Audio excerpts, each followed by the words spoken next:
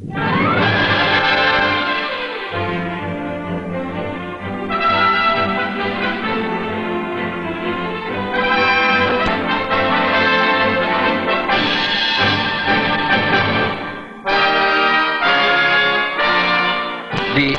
Peregrine Camera Crane has been specially designed to carry a remotely controlled camera, introducing a new concept in studio technique. With this crane, a camera on the end of a boom can be remotely maneuvered smoothly and quickly through a wide range of camera positions. Without the need to carry the cameraman, much lower and higher camera angles can be used. Also, boom elevation speed and crane acceleration is increased. One advantage is that the electronic viewfinder is detached from the camera. Thus, both cameraman and tracker are provided with monitor screens. Seated side by side, they have the closest degree of coordination possible.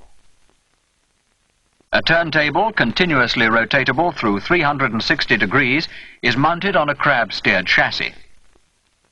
Servo units provide 300 degrees of pan and 130 degrees of tilt. Parallel linkage on the boom keeps the camera level. The boom itself is counterbalanced by the heavy hydraulic components. Both tracker and cameraman can control the boom elevation and platform rotation. All crane movements are operated by silent hydraulic systems. The cameraman has a pan and tilt bar operating in a normal way and zoom and focus controls. All remote camera movements are by proportional electro-servo systems. The tracker has forward and reverse speed controls, a foot brake, and power steering. This film shows the Peregrine Camera Crane in operation, and you will see the transmission pictures from its camera. During these excerpts from Macbeth, the program director, Michael Hayes, gives his observations on the Peregrine. The camera has tracked upstairs with the messenger. Now it goes underneath the drawbridge and rises so that it's on a level with Lady Macbeth. Her head is in fact some 14 feet above floor level.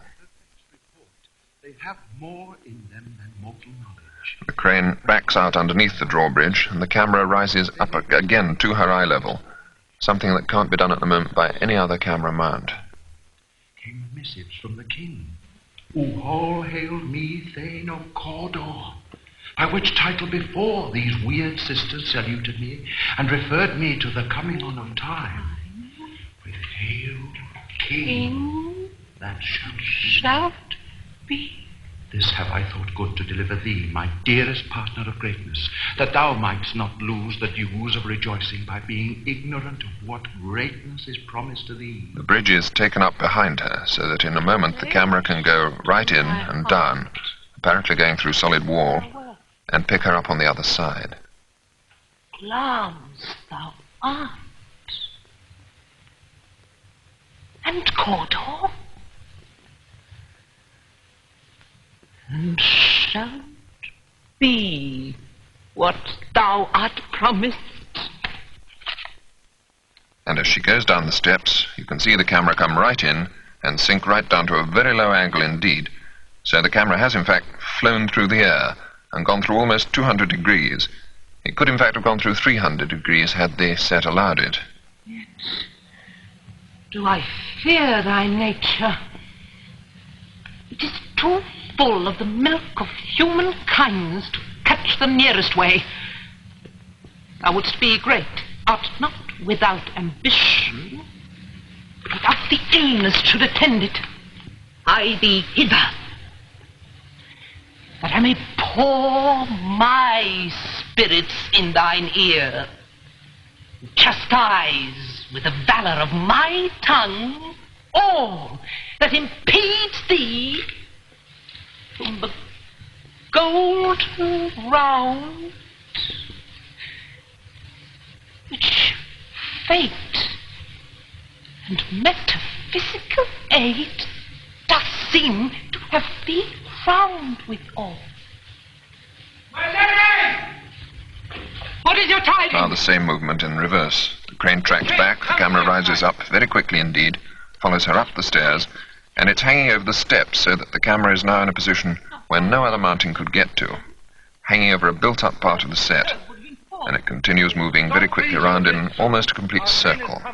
One of our fellows had the speed of him, who almost dead for breath had scarcely more than would make up his message. Give him 10 things. He brings great news.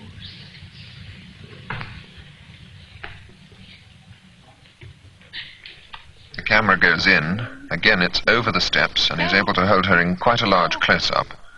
One of the points of this crane is its ability to track smoothly while holding a fairly close shot. You can see here this smooth tracking movement has just started.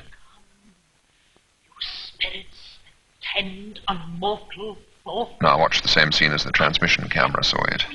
Here, the raven himself is hoarse, that croaks the fatal entrance of Duncan under my battlements. Come, you spirits, tend on mortal thoughts, unsex me here, and fill me from the crown to the toe, top full of direst cruelty. Make thick my blood, stop up the access and passage to remorse, that no compunctious visitings of nature shake my fell purpose, nor keep peace between the effect and it. The following passage is one which could quite easily be done by any existing conventional camera mounting, but we thought it very important to demonstrate that the Peregrine can do conventional camera work as well as the more sensational type of shot. This whole sequence, or series of sequences, has been shot in one continuous take, but purely as a means of demonstrating the crane. It's not anticipated that anyone would normally want to shoot a complete production on one camera in this way, and in fact no cameraman would want to face the prospect of shooting quite so continuously. And pour thee in the dunnest smoke of hell, that my keen knife see not the wound it makes, nor heaven peep through the blanket of the dark to cry, hold. Here is a very quick sink down to an exceedingly low shot to bring in the fire, and a quick move in, exceedingly quick this one, to pick up the entrance of Macbeth. Worthy Coulter, greater than thou, by the all-hail hereafter.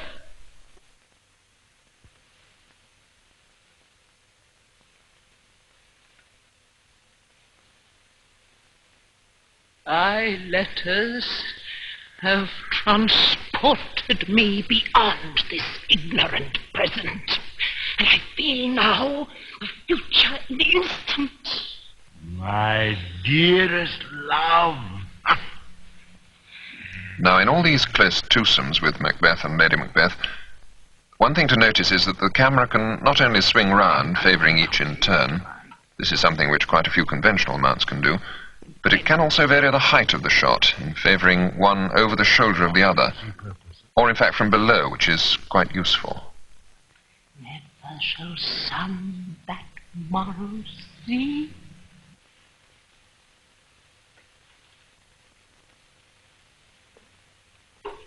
Here the camera pans round very smoothly to favour her. The camera could in fact move in any line that the producer requires. It can follow them in absolutely any direction. It's not bound at all by a fixed tracking line, not even a curved one.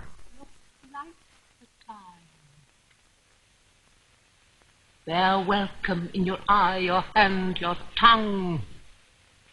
Look like the innocent flower, but with a serpent under it.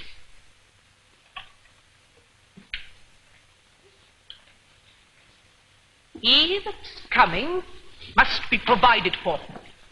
And you shall put this night's great business into my dispatch, which shall, to all our days and nights to come, give solely sovereign sway and master them.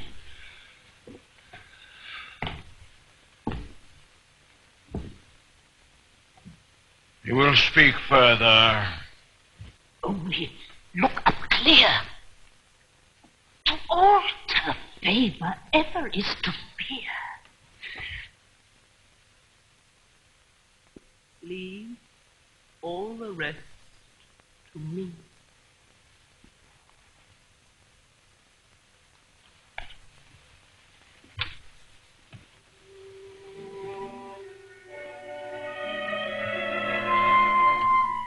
Another interesting point, of course, is the time it takes for the camera and crane to adopt another position when they're not on the air. This is quite an important factor in any production.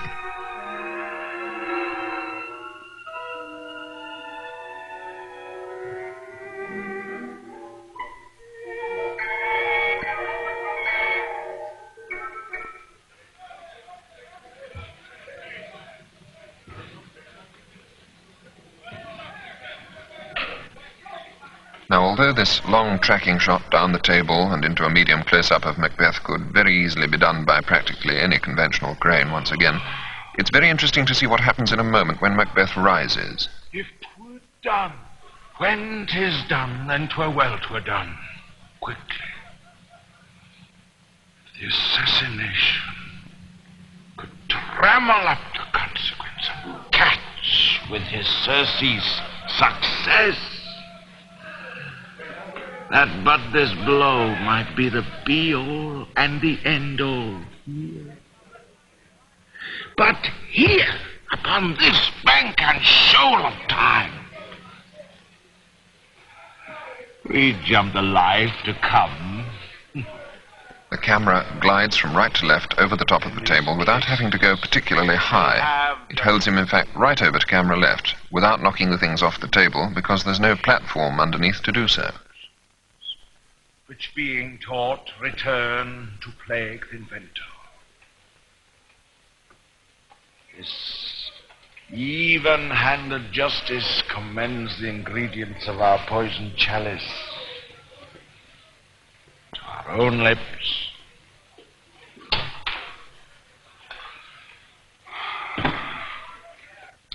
There could have been an even lower angle shot here if it had not been for the flare from the light at the top rear of the set. He's here in double trust. First, as I am his kinsman and his subject, strong both against the deed. Then as his host, who should against the murderer shut the door, not bear the knife myself. Besides... Now, in this next action, which you'll see in a moment, the camera rises in a spiraling action from what was a low-angle shot to an extremely high-angle shot. It goes through its full height range. So clear rises right over his head, looking down almost vertically. Will plead like angels, trumpet-tongued against the damnation of his taking off, and pity like a naked newborn. The camera babe, hangs completely over him. riding the blood. Oh, heaven's cherubim, horsed upon the sight. And then it sinks down to another pretty low angle and moves right in for a close-up, and all in the same shot. This is probably the most sensational example of what the camera does in this excerpt. It doesn't take much imagination to realize what could be done, for instance, in a ballet production with this sort of flexibility. Here it is again as the camera saw it. Besides, this Duncan has borne his faculties so meek, been so clear in his great office, that his virtues will plead like angels, trumpet-tongued against the damnation of his taking off, and pity like a naked newborn babe striding the blood. Oh, heaven's cherubim, horsed upon the sightless couriers of the air, will blow this horrid deed in every eye, that tears shall drown the wind.